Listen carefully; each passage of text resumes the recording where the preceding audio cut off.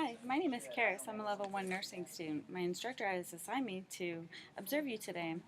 So, I hear that you're taking care of the patient in room 600. Do you have time to give me a report? Sure, not a problem. So I will give you a report in our typical fashion of SBAR, which is Situation Background Assessment and Recommendation. This patient is actually in room 529, and um, the chief complaint for coming to the hospital today is the patient was sent over directly from the doctor's office for a non-healing sacral ulcer stage 3 wound. It's full thickness, and it is 4 centimeters in diameter by 1 centimeter, and the skin around it is just a little red. His background is he's an 80-year-old, she's an 80-year-old female, 5'5", 175 pounds. Level of consciousness is oriented times 3. She's cooperative but anxious, obviously because of the pain. Her eyes are perla with a 2 millimeter pupil. She's able to move all extremities. She does have some pain on her pain scale of 1 to 10. She states it's a 6, and that the quality of pain is sharp. But she did not really indicate the location. I'm assuming it's in the sacrum, but her vitals are the lungs sound good, slightly diminished but clear, a non-productive cough, heart rate is 88, S1, S2 normal rhythm with no murmur or gallops. She's on an NPO diet. IV is located in the dorsal right metacarsal. And the doctor has recommended, he's ordered wound care, irrigation, and lavage of the sacrum with normal saline, and a dressing change with hydrocolloid dressing, and then a dry sterile dressing. She is scheduled for surgery tomorrow for an irrigation and debridement of the sacral wound, which is the reason why she's on the NPO diet. She does have some medications to be given. We're going to give her gentamicin, 4 milligrams, IV piggyback, Q8 hours, morphine for pain. So we'll go ahead and administer some pain medication since she stated she has a 6. And she has an IV of normal saline with potassium chloride running at a rate of 125. Thank you so much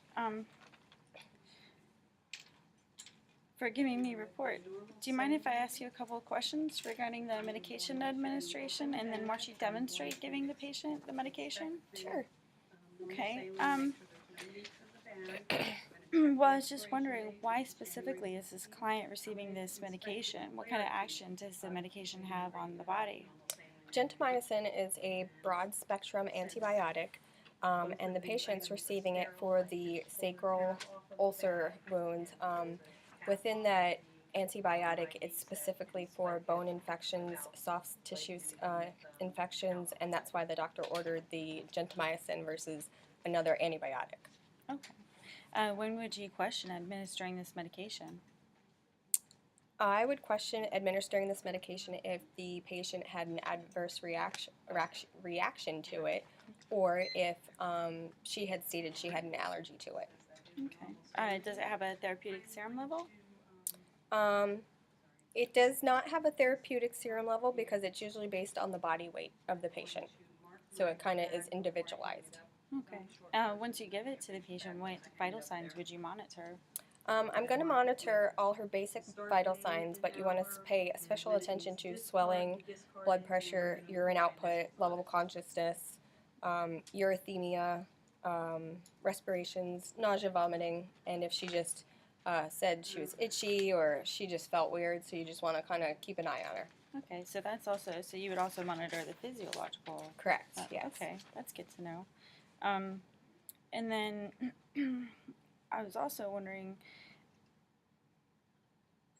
what would you teach the client? What interventions would you teach them to make sure that the medication was administered safe at home, but also here in the hospital?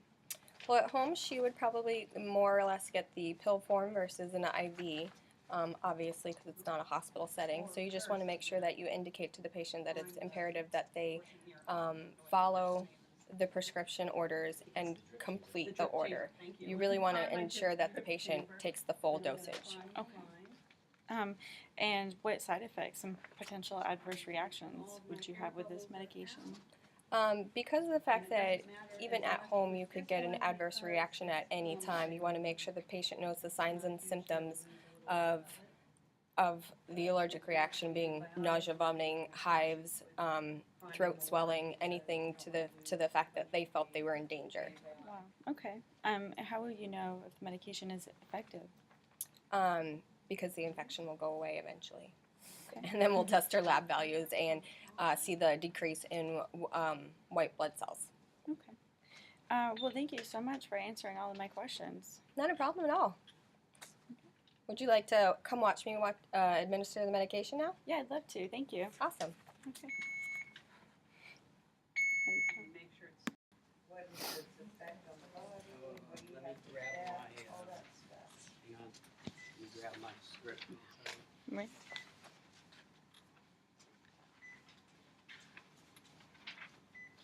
Hi, Miss Young. How are you doing today? Great.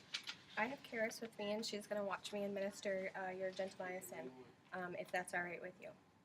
Awesome. So, just going to wash my hands. And Miss Yarn, can you tell me your name and date of birth? Great. I'm just gonna go straight away into the thing.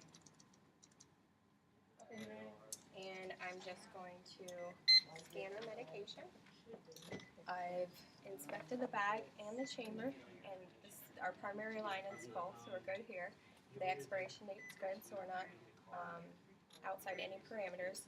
Same thing with our gentamicin. We have 4 milligrams on expiry 7/17, the year 17 that is, and the bag's integrity is fine. I've inspected the patient's IV site. It's not red or irritated. So I just come over here and put on my gloves.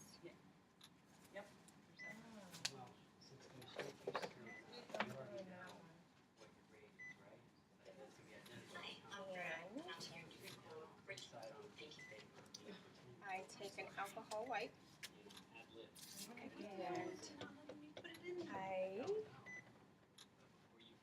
scrub this hub for 10 seconds. And as you know, Karis, we've checked the right route, the right time, the right patient, the right documentation, and the right order and amount. So we are good to go ahead and hook up his IV, his piggyback. So just after scrubbing the hubs, I put it above the brain so that way it can read on what to do with that particular medication. And then I come over to my pump and I'm going to hit the secondary line, and then I'm going to scroll through and find my medication, which we've found for gentamicin. We make sure that it's the correct order, and the 4 milligrams is a typical order, so that's why it's already pre-programmed in there. And so we allow it, we hit yes and hit start, and we want to make sure the roller clamp's unclamped. And then before we walk away, we want to make sure that we see at least 2 drops drop in the chamber before we step out of the room. Other than that, that's the general gist of it, and we're going to come back and check on this yarn in about 10 to 15 minutes just to make sure she doesn't have any adverse reactions, as well as we're going to instruct her, Miss Yarn, if you at any point have any swelling, respiration, you know, your call light's right here, and one of us will come running right in. But you shouldn't have an adverse reaction since you've had this in the past, and you know you haven't had any indications of that. So, but just for you to be aware. Okay? Great. Good job. Thank you so much for demonstrating that medication administration to me. I just have a few more questions, if you don't mind. Sure, not a problem at all. Okay. Well, were there any pertinent pieces of information that you reviewed before you administered the medication? Well, Karis, as you know, we need to verify it against the MAR to make sure that we have the right patient and the right order. and the fact that he is not allergic to it. So you always want to double check with the computer, but then also double check with the patient. Okay. Yeah, I do remember you saying that. So thank you for explaining that. Also, did uh, did the information that you reviewed, did it have any effect on administering the medication? Like, did it affect your decision to administer it? No, because we double checked with the patient to make sure that he didn't have an allergy to it, and we went straight according to the doctor's orders. So it didn't affect how I administered it or the route either, because it said to be an IV piggyback. Okay. Thank you so much for answering all my questions for me. I really feel like I understand it so much better now. Not a problem at all. Would you like to watch me come document that in the other room? Yeah, I'd love to watch. Thank you. Great.